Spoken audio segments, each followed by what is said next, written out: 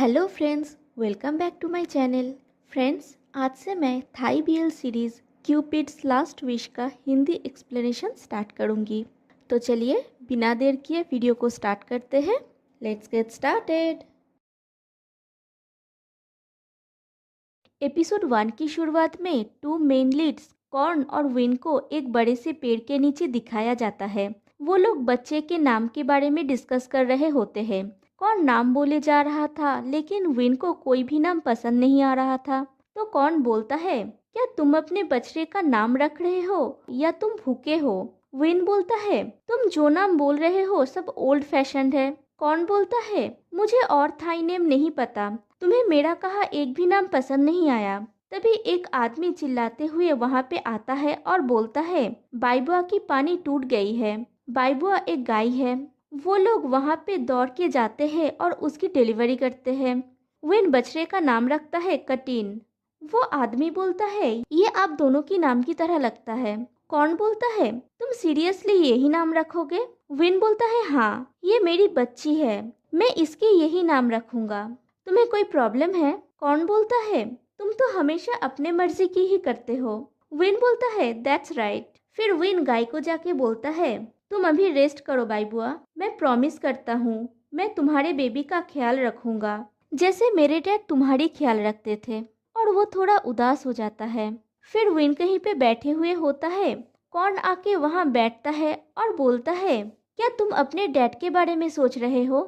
Win हाँ बोलता है। फिर बोलता है, अगर वो जिंदा होते तो मैं उनके पास दौड़ के जाता। आपकी प्यारी बाईबुआ ने बछड़े को जन्म दिया है। वो एक लड़की है और आप दादाजी बन गए हैं। वो बहुत प्यारी है और मैंने उसका नाम कटीन रखा है। मैं आपसे प्रॉमिस करता हूँ मैं उसकी अच्छे से ख्याल रखूंगा जैसे आप बाईबुआ का रखते थे। फिर बोलता है, काश वो जिंदा होते तो वो कटीन को देख सकते। कौन बोलता है, विन, मुझे लगता है तुम्हारे डैड कहीं ना कहीं ये जानते थे। फिर बोलता है, शायद ये सही समय नहीं है, लेकिन मेरे पास तुम्हारे लिए कुछ है। और वो विन को एक सॉफ्ट टॉय देता है। विन बोलता है, कौन, तुम इतना कोमल क्यों हो? कौन बोलता है, ये एक मैजिकल डॉल है। विन बोलता है, कैसे? तब कौन उस टॉय के पैरों में धागे से सिलाई करके कटीन लिख देता है और विन को दे देता है। विन उसे थैंक्स बोलता है और उस टॉय को प्यार करने लगता है। फिर कॉर्न और विन को फार्म धोता हुआ और वहाँ पे काम करता हुआ दिखाया जाता है। फिर नेक्स्ट डे मॉर्निंग विन की सिस्टर लिन उन लोगों के लिए ब्रेकफास्ट लेके आती है। विन पूछता है, लिन, तुम यहाँ क्यों आए हो? यहाँ धूप है। लिन बोलती है, मैं तुम दोनों के लिए ब्रेकफास्ट लाना चाहती थी।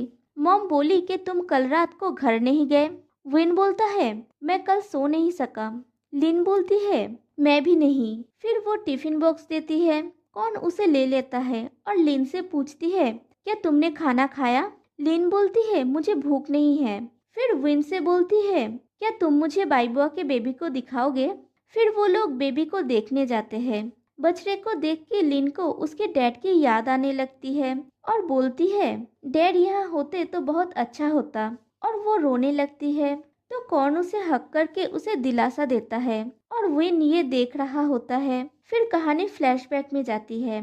फ्लैशबैक में दिखाया जाता है, विन के डैड का अंतिम संस्कार के समय लिन रो रही होती है और कौन उसे ऐसे ही दिलासा दे रहा था। विन ये देख के वहाँ से चला जाता है। वो अकेले में खड़ा हुआ होता है। तभी उसके पास कौन आता है और उसे बोलता है, अपने आंसुओं को बह जाने दो, हमें हर टाइम स्ट्रांग होने की जरूरत नहीं है। विन बोलता है, मेरे डैड गुजर गए, वो सच में हमें छोड़ के चले गए। और वो रोने लगता है। कौन बोलता है, विन, जो भी हो जाए मैं हमेशा तुम्हारे साथ रहूंगा।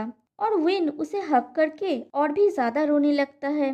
फिर विन की मॉम और लिन उसके डैड के फोटो के सामने जाते हैं और उसकी मॉम बोलती है, आशा करती हूँ कि हम अगले जन्म में फिर से मिलेंगे। फिर वो लोग वहाँ से चले जाते हैं। उसके बाद विन और कॉर्न वहाँ पे आते हैं। विन बोलता है, मैं फार्म, मॉम और लिन का ख्याल रखूंगा, आप चिंता मत कीजिए। कॉर्न उसे बोलता है, मैं तुम्हारी मदद करूंगा। फिर जब विन की मॉम सब लोगों को बाय बोल रही होती है, तभी वहाँ पे विन की बुआ आती है और बोलती है, फ्यूनरल के बाद क्या मैं अपने भाई की वसीयत के बारे में बात कर सकती हूँ? कुछ ऐसा है जो हमें सेटल करने की जरूरत है। विन वहाँ पे आता है और बोलता है इसीलिए ये लोग यहाँ आए हैं, और वो वहाँ से चला जाता है। उसकी मॉम बोलती है विन आंट को हाई बोलो। उसकी बुआ बोलती है मुझे पता है वो मुझे पसंद नहीं करता। जब मैं छोटी थी तो मैं उन रिलेटिव्स के पास नहीं जाती थी जिन्हें मैं पसंद नहीं करती थी। फिर दिखाया जाता है विन गार्डन में बैठा हुआ होता है। कौन उसके पास आके खड़ा हो जाता है। विन बोलता है क्या तुम कुछ कहोगे नहीं, मैं अभी भी नाराज हूँ। कौन बोलता है तुम किस बात से नाराज हो। विन बोलता है वो दो पैरासाइट से। मेरे डैड अभी अभी गुजरे हैं और वो हमें चूसने के लिए तैयार है। मैं उनसे नफरत करता हूँ। फिर कौन उसे आइसक्रीम खिला देता है।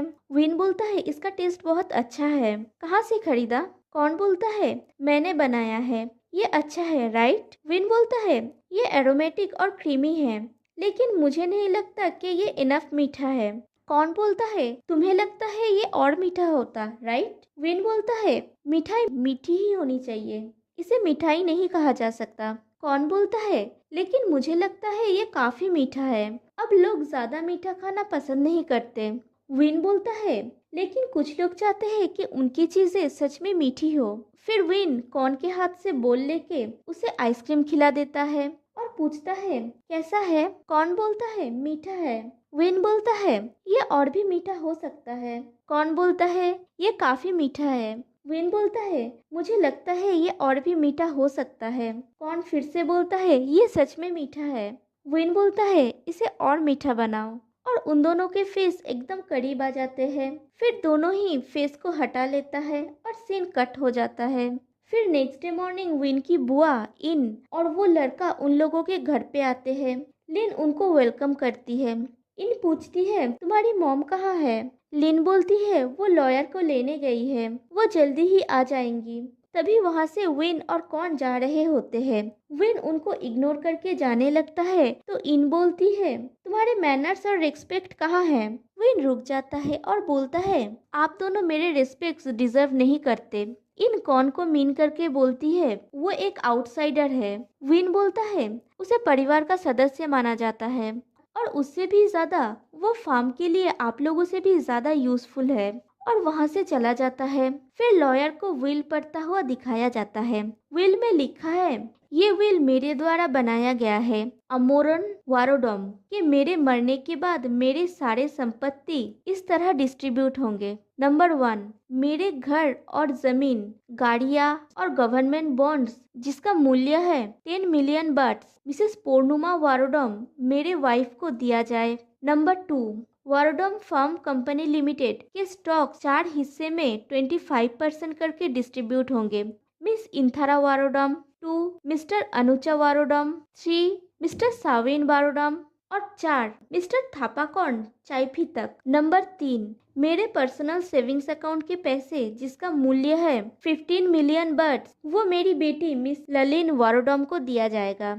फिर मिस्टर अनुचा बोलता है इस लड़के को कैसे स्टॉक मिल सकता है, वो फैमिली का मेंबर नहीं है। इन विन से बोलती है अब मुझे समझ में आया क्यों तुम उसे फैमिली मेंबर जैसे बोल रहे थे, तुम मेरे भाई को चूसने के लिए उसे साथ लाए होंगे। और वो दोनों चले जाते हैं। विन कौन से पूछता है क्या तुम जानते थे कि डैड तुम्हें स्टॉक्स देने वाले हैं। क्यों कौन, क्यों मेरे डैड ने तुम्हें फार्म का स्टॉक दिया, मुझे जवाब दो। तुम मेरे घर में आते जाते रहते थे ताकि तुम मेरे डैड को सींच सको। तुम एक स्नेक फ्रेंड हो, तुम उन दोनों पैरासाइट से अलग नहीं हो, तुम मेरे फैमिली का एसेट्स चाहते हो, जवाब दो मुझे। और वो कौन का कॉलर पकड़ लेता है। फिर बोलता है मेरे घर से निकल जाओ और मेरे जिंदगी से भी। वो कौन के कपड़े फेंक देता है और बोलता है मेरे घर से निकल जाओ और कभी लौट के मत आना, तुम यहाँ रहने के काबिल नहीं हो। फिर 1 साल बाद का सीन दिखाया जाता है। वारोडम फार्म का एड दिखाया जाता है। विन बोलता है आप ये मुझे क्यों दिखा रहे हैं, क्या आप चाहते हैं कि मैं इस प्रोजेक्ट को रद्द कर दूं या आप इस पे फिर से काम करना चाहते हैं। डायरेक्टर बोलता है आप कौन सा पार्ट चेंज करना चाहते हैं। विन बोलता है मैंने कहा था कि कोई बेकरी की दुकान नहीं है। लिन बोलती है वो मैं थी जो बेकरी की विचार के साथ आई थी। विन बोलता है क्यों लिन। लिन बोलती है मैं ये करना चाहती हूँ।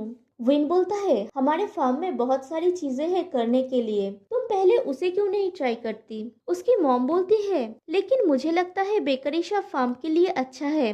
हमारे फार्म का दूध हाई क्वालिटी का है, हम उससे क्रीम, केक और बेकरी बनाने में यूज कर सकते हैं। इससे हमारे फार्म का और मुनाफा होगा। विन बोलता है, आपको लगता है मुझे ये नहीं पता? आप क्यों उस ट्रैवल मेकर को फिर से वापस लाना चाहते हैं? क्या आप मुझे इस तरह से काम करते हुए देखकर खुश होंगे? लिन बोलती है, मुझे लगता है बेकरी शॉप हमारे फार्म की हेल्प करेगा। विन बोलता है, इसके बारे में बात करना बंद करो, और डायरेक्टर को बोलता है, आप ये प्रोजेक्ट कंटिन्यू कर सकते हैं। फिर एक किचन दिखाया जाता है जहाँ पे सब लोग बहुत बिजी है क्योंकि वेडिंग केक रेडी नहीं है। वहाँ पे कॉर्न आता है और बोलता है, मुझे हैंडल करने दो। फिर वो केक बनाना स्टार्ट करता है। फिर विन को दिखाया जाता है, वो कंपनी की प्रोग्रेस ग्राफ देखता है और सोचता है, अगर ऐसा ही चलता रहा तो हमारा फार्म 3 महीने में बंद हो जाएगा। मैं क्या करूँ डैड? फिर से कॉर्न को दिखाया जाता है, वो 2 घंटे में केक रेडी कर देता है। फिर विन बाहर जाके देखता है बारिश आने वाली है